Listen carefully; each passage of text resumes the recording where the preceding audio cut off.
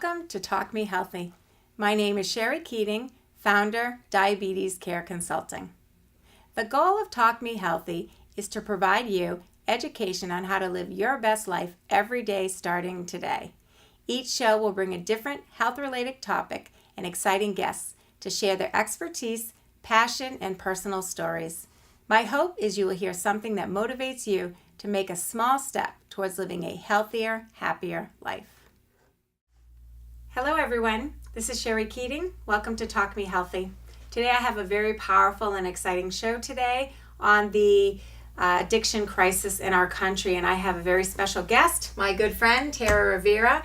And Tara is actually in long-term recovery herself, and she works in the field of addiction. So welcome. Thank you so much for coming today. Thanks for having me. Oh, you're welcome. I can't wait to share your story and to really try to touch somebody's life. Somebody I'm sure out there today needs to hear this important message, and I'm so excited to be able to have you on the show and all your expertise and to hopefully touch that person who needs to hear this message and to get them in the right track.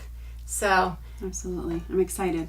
Good. I'm glad to hear that. So tell me, Tara, I know that you don't mind. You've given me permission to have you share your testimony on the show. So would you like to do that? Sure, I'd love to. I grew up in an alcoholic home. So that was something that was kind of normal for me growing up. There was always fights. There was always police being called. There was just always kind of chaos in my home. But, you know, as you're growing up in an environment like that, you always think that's normal. Exactly. So I didn't know anything else. I just thought that was normal. At 11 years old, I lost my father to the disease. And that was a real big turning point for me. My mother actually ended up getting sober at that point, which was amazing, a miracle, and she's still sober today, so it's 28 years for her. Good for her. That's when my drinking and drugging actually began. So I was suffering from losing him and just trying to kind of wrap my head around what just happened, and I just didn't want to feel the pain that I was experiencing. Mm-hmm. So I started drinking and I started doing drugs. Just to basically numb that. And because we'll get into it a little bit later, but the disease of addiction is chronic, it picked up immediately for me. There was no, I'm going to try it here and maybe next week and I'm going to try it. It became almost a daily thing right from 11 or 12 years old. Wow. Until I reached about, I actually went into my first rehab around 15 years old. And that was maybe about 6 months of sobriety at that point, but I was in high school, lots of peer pressure. It was very challenging to stay sober at that point. So I got about 6 months together and ended up relapsing. And when I was 19, I made a decision and I was like, I just don't want to do this anymore. I don't want to live the next 20 years the way my mom lived her, early 20s, early 30s. And I want to stop the cycle. And I called my mom and I said, I want to go to a meeting. I'm done. And that was it. That was my last use, 19 years old. So in January of 2017, I reached 20 years sobriety. Congratulations. That is wonderful. It's not as easy as that, though. No. It's very difficult. And it's a daily struggle, right? We get a daily reprieve from the disease of addiction. It's a daily reprieve. It's one day at a time. Right. And it's just like any chronic disease. One day at a time sometimes, 1 hour at a time sometimes. One moment at a time. Exactly. I've gone through, marriage, divorce. I've gone through the birth of my daughter. I've, gone through several deaths. Lots of tragedies in the last 20 years that I've had to experience and actually go through the pain, process what I'm, going through, and deal with it in sobriety. And not numb it like you did before. Yeah. Okay. And did you say that you had other family members that have addiction as well? Yes. So my mother's been in sobriety since 1989, so she has 28 years now. Both my brothers suffer from the disease of addiction. I watched them suffer for about 20 years, and that was really hard to do. One is a little brother. He's 6 years younger than me, so that was really hard because, when my father passed, I kind of took it upon myself to, keep an eye on him. That's my little brother. So it was really painful to watch him go through that, as well as I have an older brother who suffered for many years in and out of jail, just always in trouble. There was always chaos. And about 3 years ago, my older brother decided to go to Teen Challenge. He graduated the program and he now works there doing project development or program development. So he's been sober about 3 years. And my younger brother tried around the same time, got about a year sobriety, relapsed, actually ended up having to do a Section 35 on him, which was really challenging. And what is that? Section 35 is when you actually go to court, you believe that your loved one is at risk or anybody that they're involved with is at risk for hurting themselves or hurting others. They're unable to make that decision and acknowledge their problem, and you actually go to court and petition. It's kind of like a Section 12, you know, where they're unable to make that decision. You go as a family member and you say, I'm really scared for this person. He's unable to make, right decisions. He was driving drunk and just all kinds of things. And I was really scared that he was going to die. So I went to the court. I petitioned for a Section 35. It was a quick 1 hour, if that. And then he ended up going to Bridgewater State Hospital for about, I think, 21 days. When he came home, he did drink for a little bit, but then he on his own decided he was done, couldn't do it anymore, wanted to get help, and he's been sober a little over a year now. That is great. So the whole family had addiction problems, and it's really a lot of the environment. Sometimes you become a product of your environment, so to speak. And so that's what you knew. And you really didn't have a good role model to learn to deal with problems that came up. So turning to a substance was what you had known. And so everyone's in recovery and everyone's doing well. Yes. That is wonderful news. It's amazing. It's super exciting. I literally feel like every day is a miracle, for each and every one of us in our own respect. My mom was abused as a child. She had a really rough childhood. And so the fact that she's alive and she's sober and clean today is a miracle. I went through similar things. My brothers went through similar things. And then in sobriety, we've all faced trials and tribulations and we've stayed the course. So I feel like every day that you're clean and sober, it doesn't matter if you have 20 years or 2 years or 2 weeks, you are a miracle for today. It really is a miracle. I think what I would think would that be people don't want to go into sobriety or to stop using substances because then they do have to deal with whatever they're trying to numb or to escape from. Yes, yeah. Do you find that you work in the field of addiction? So do you actually find that is one of the barriers for people getting help for their addiction? Yeah, absolutely. And I was thinking about it this morning myself because, once you decide you don't want to use anymore, that's step one. And that's only one part of the problem. Now you have to deal with the reason why you chose to use in the first place. So you have all these years of, chaos and hurt and resentments and issues that you now need to deal with. So I was actually thinking back this morning to my own, early recovery. And I remember the first year to maybe 2 years, I was just focused on staying sober.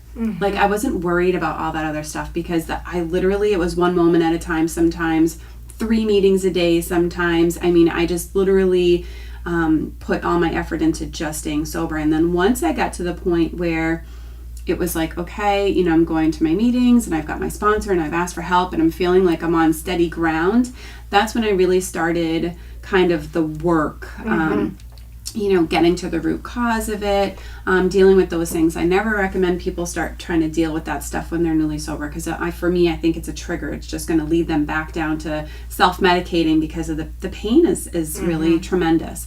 So once you're stable and you're in a place where you feel secure and okay, I've got this whole sobriety thing down, then I would say, now it's time to do some step work and look at yourself and try and figure out what got you to the place that you were at, and what can we do to prevent you from returning to that place. That's really good advice. So what about the stigma? You're talking about it on cable TV, and I know you've been on the radio and other shows. How do you worry? What are people going to think about me because I had an addiction problem? I'm in recovery, and you're a professional. Yeah. So was that hard for you? It was very hard. So I started in the fields probably a year to a year and a half ago. And I was working with Crossing Over Sober House, which is a faith-based sober house in Fitchburg. And we were working on doing a 5K, which we're doing again in September. I'm really excited about. So this is our second year. But we were working on the 5K, and we were talking about what do we want to label this, and we want to break the stigma, and we want to bring awareness to addiction. And this light bulb went off for me, and I was like, I'm contributing to the stigma of addiction because I don't share my story. I never disclosed to anybody I ever worked with in the past that I was in recovery. I think people probably thought it was weird at times that I would go to maybe like work functions and I'd be the only one drinking water. But I would just, I'm not in the mood or whatever. I never disclosed that information. And so I was contributing to that stigma.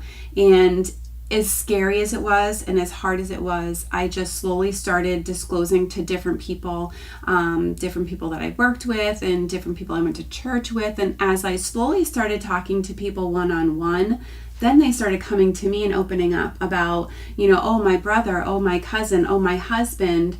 And it just fueled that passion inside me, and I was like, I know I'm not the only one. And I need to open up these lines of communication for other people to come and share with me and allow me to help them.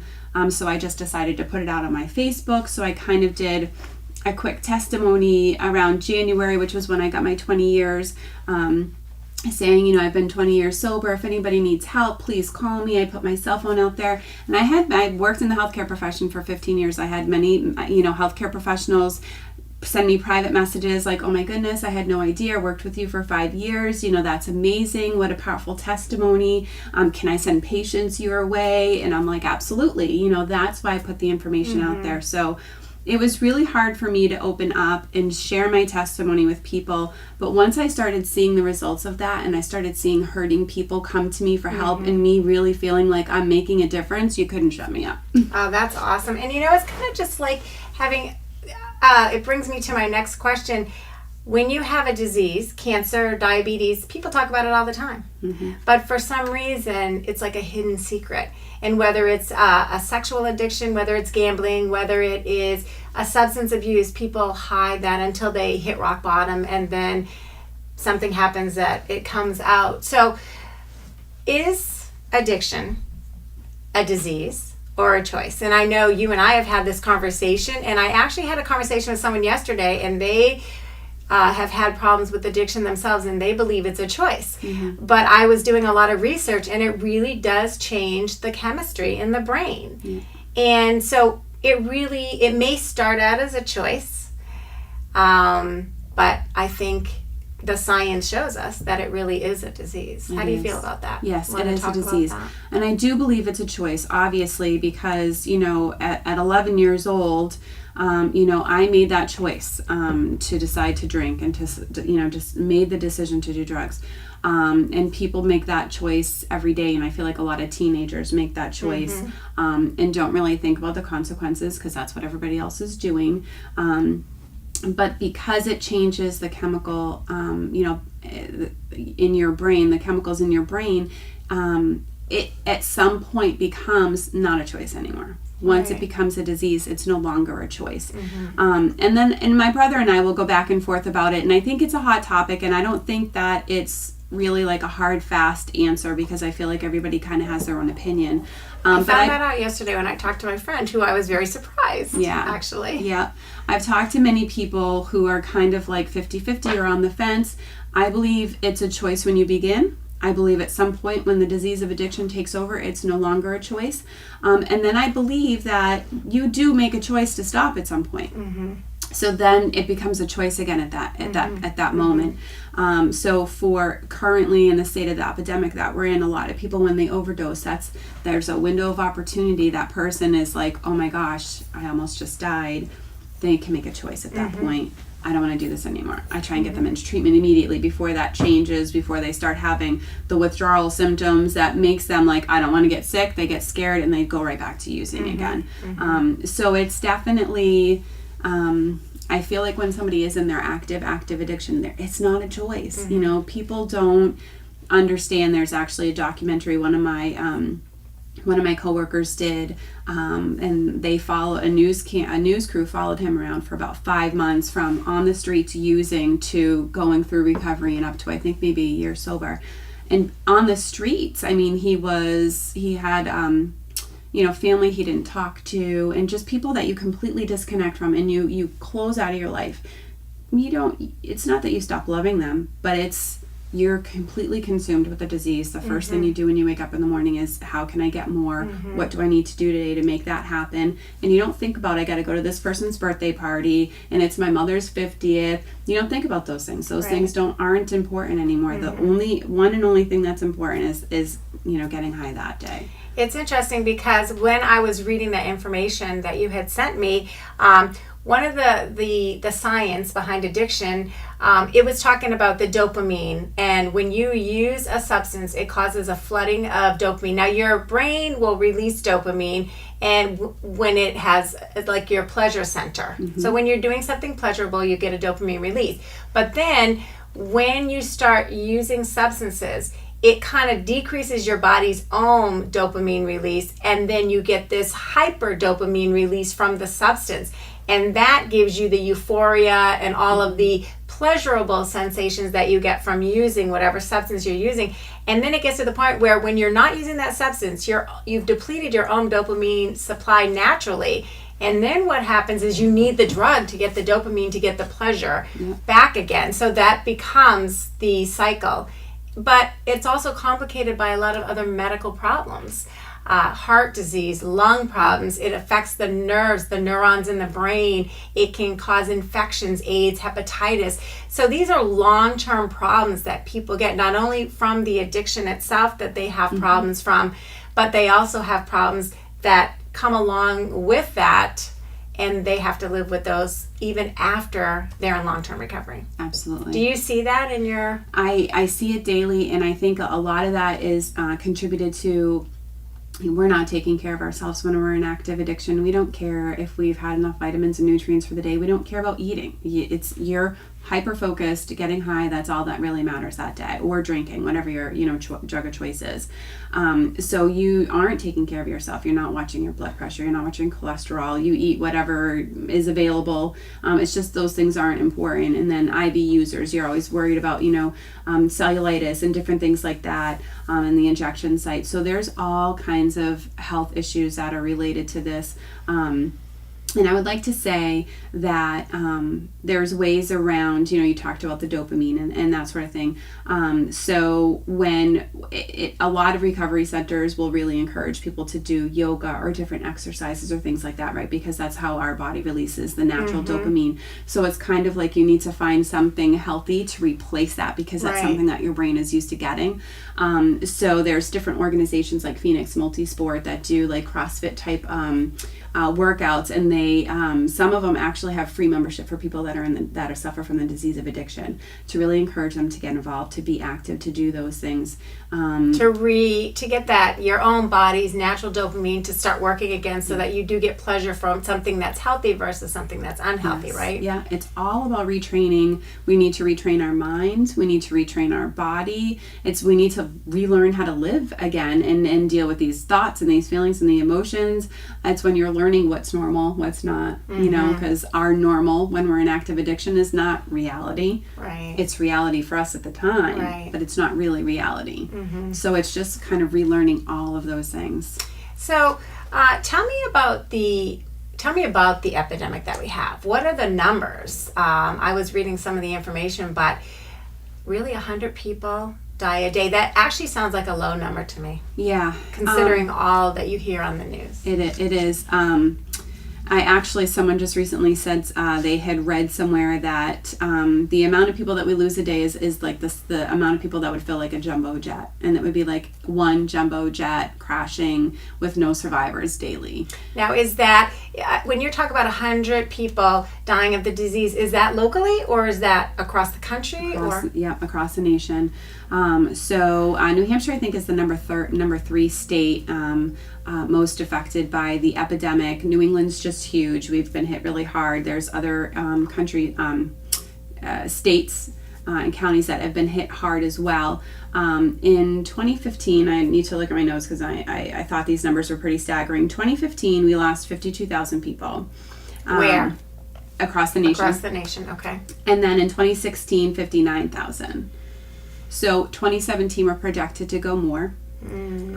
So and now it's hitting, I think, for a long time, and I tell people, this is not a new epidemic. We've been losing people for many years. But this was something that was kind of in the, inner cities and nothing really that hit the suburbs. So it wasn't bringing national attention. Now there's national spotlight because the numbers are increasing and it's hitting the suburbs. And I read a really interesting book called Dreamland by Sam Kionis. I recommend anybody that's interested in the epidemic to read that. It's almost like a chronological explanation as to why we are where we are in this epidemic.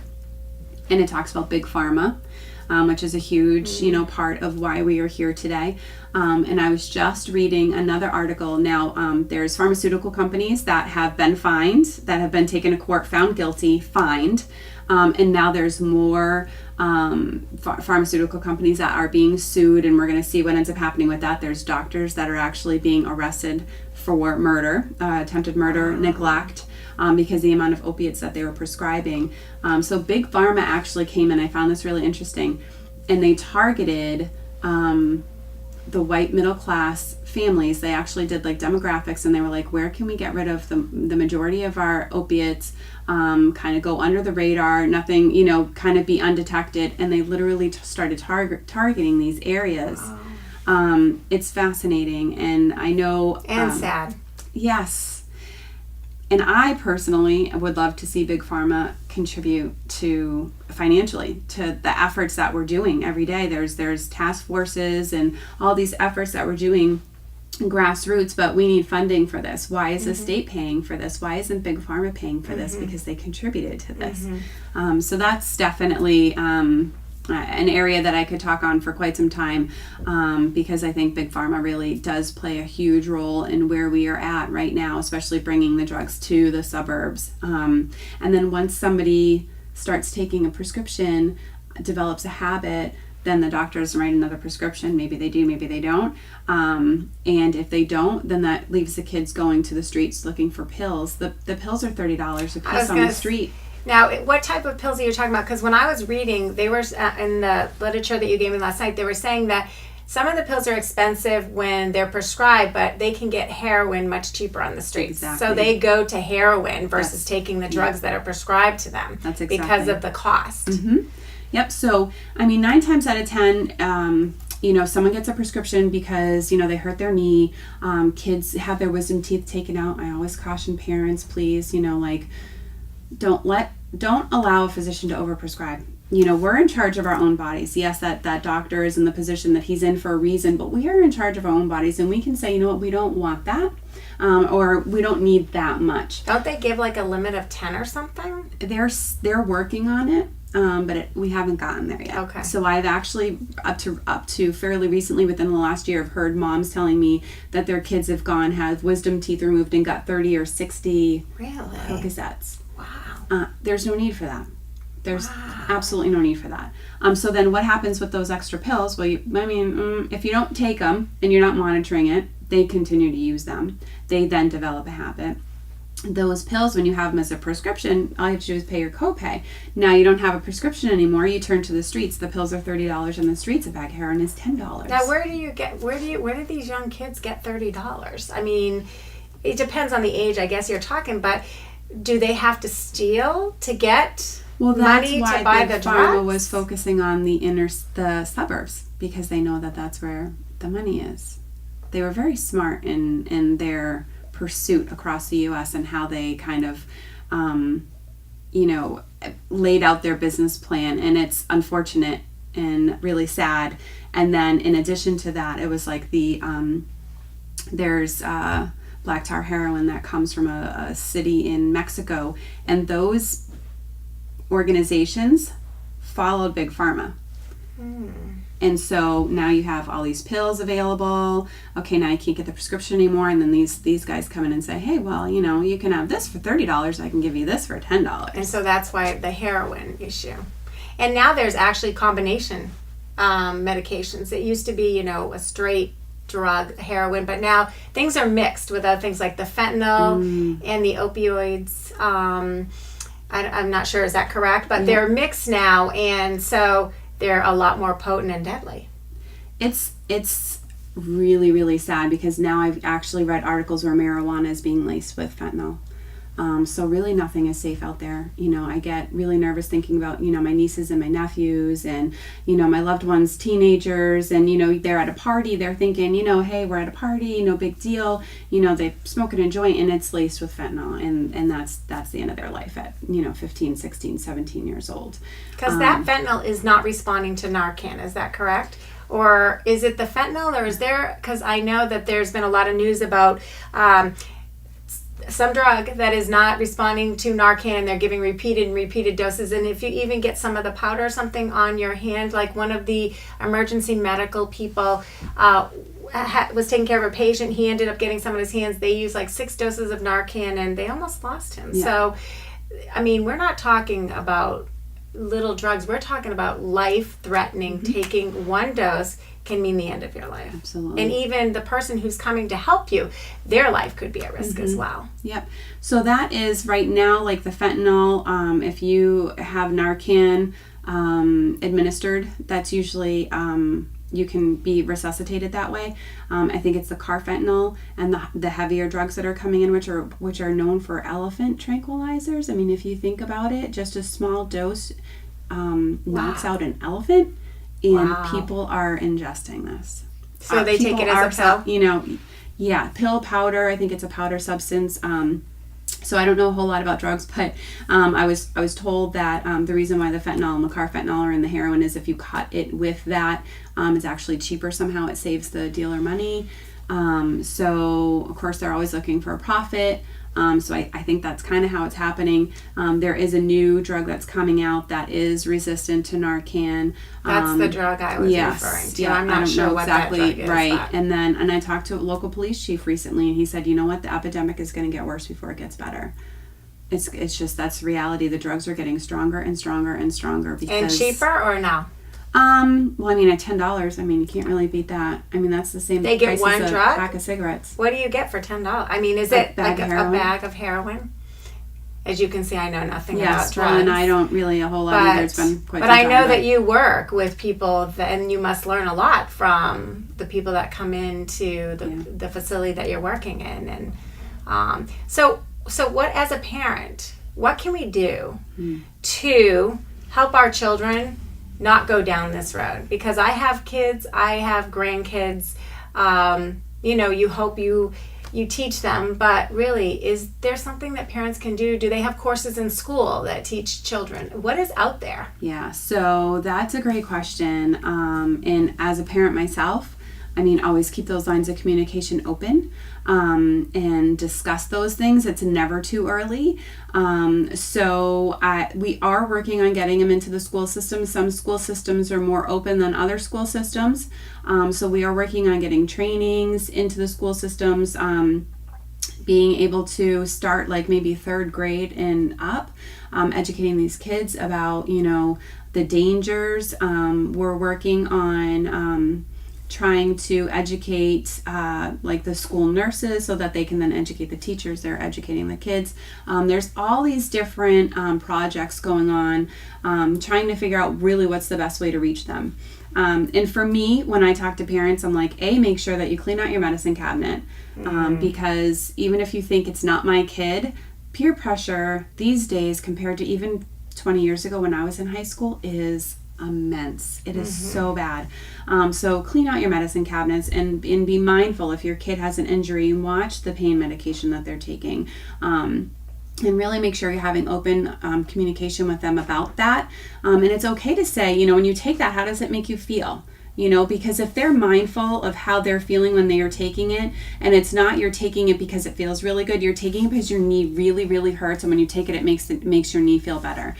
These actual pain medications are supposed to be for acute pain, not chronic pain, and they're being prescribed for chronic pain, and their doses are getting higher and higher because it's not fixing the pain anymore. It's not for chronic pain. It was actually created for acute pain. And then they build a tolerance to it, so they need a higher dose every time. Yes. And then once they're done that prescription, I'll having that communication with them. How does your knee feel? Are you feeling any better? Let me know how, you know what I mean? That sort of thing. Making sure they get physical therapy and that sort of stuff.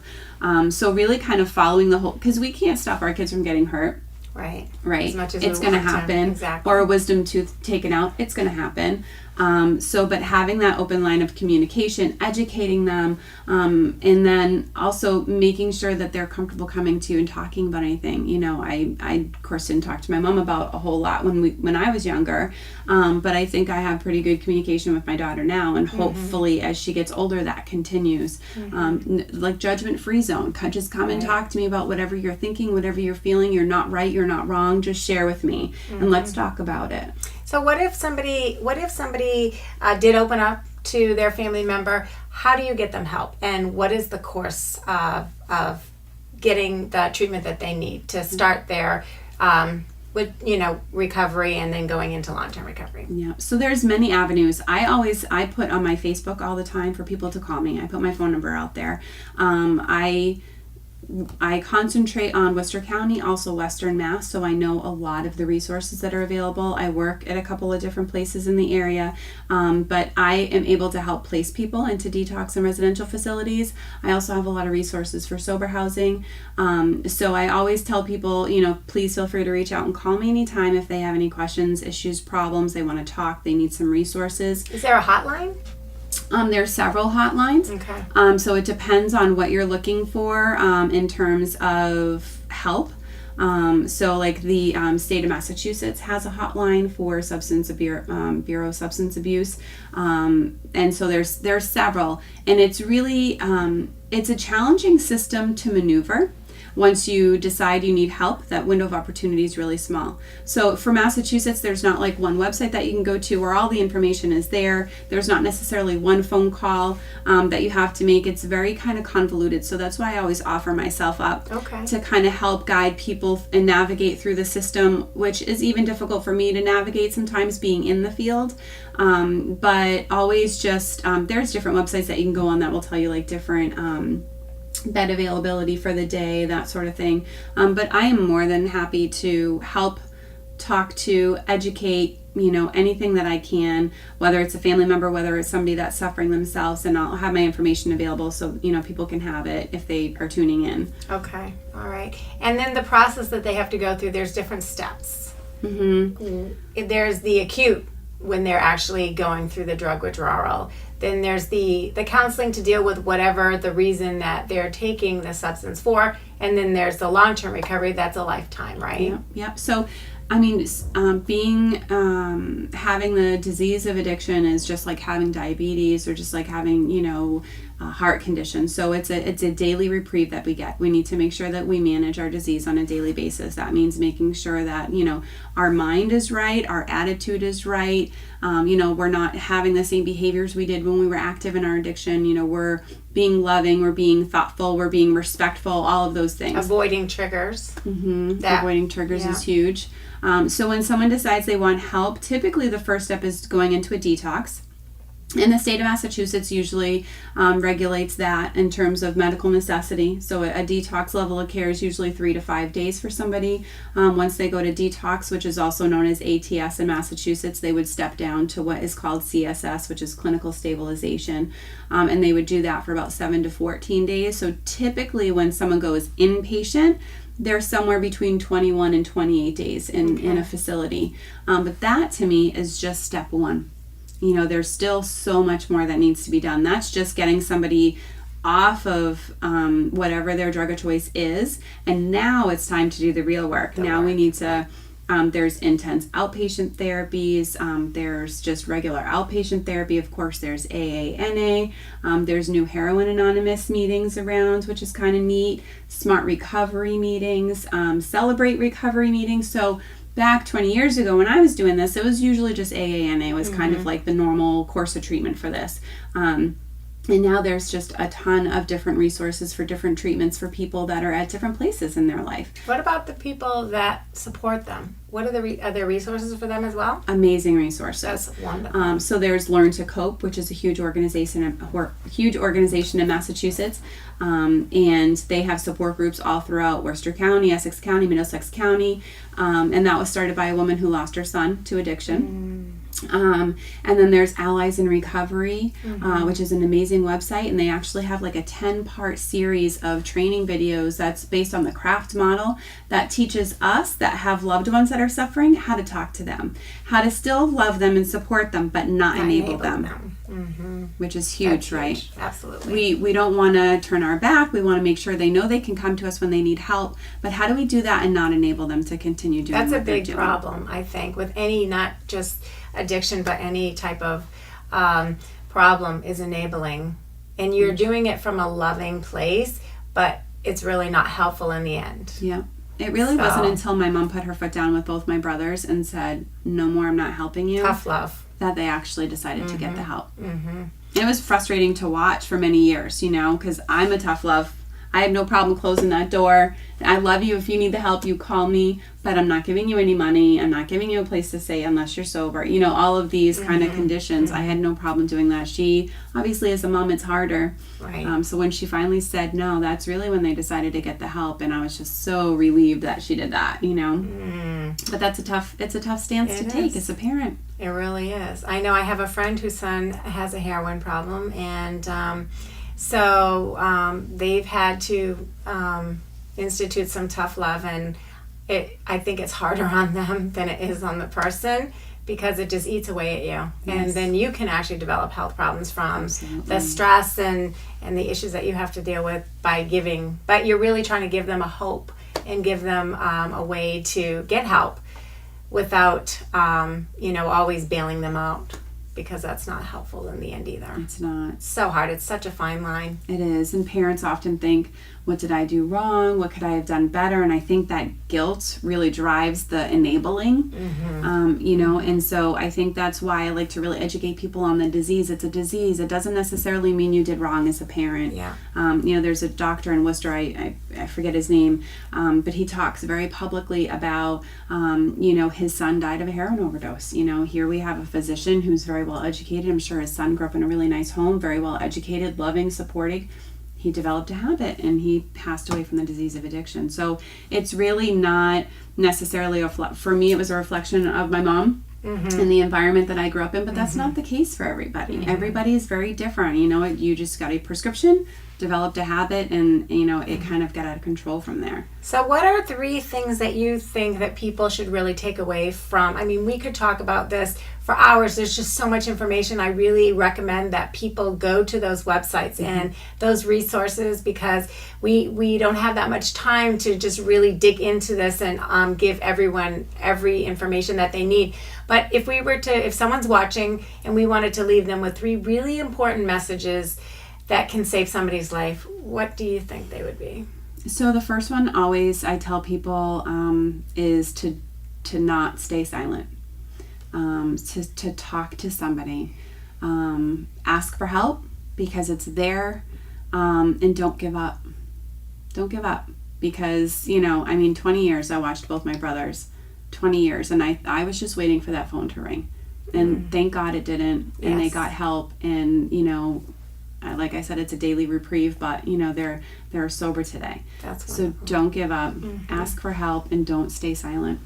Good. Those are really good messages, and I really hope the viewers have heard that message. And if there is someone out there, Tara is offering her services and help, so please contact her. We will have her number up on the show. You can see the show on Sterling Lancaster Community TV, as well as Diabetes Care with a K, consulting.com. On Diabetes Care Consulting, just go to the Talk Me Healthy TV link, and the shows will be there and the resources available. So please, if you know somebody or yourself need help, don't stay silent. Get the help. There are resources there to help you, and never give up. So I want to thank Tara. Thank you so much for being so open and honest to share your story, and congratulations on your sobriety. And I wish you the rest of your life of sobriety and your family as well. Thank you. What a wonderful thing, and you're sharing this together and doing this together, and what a great support. Yes. And the fact that you're now open to sharing it with other people and offering your services, what a blessing. Thank you so much. And I want to thank the viewers for tuning in today. And next month we'll be having a show on the Complementary Care Center at Health Alliance and all of the services that are available. And Lynn Garrett's will be here. But until then, this is Sherry Keating, and remember to live your best life every day starting today.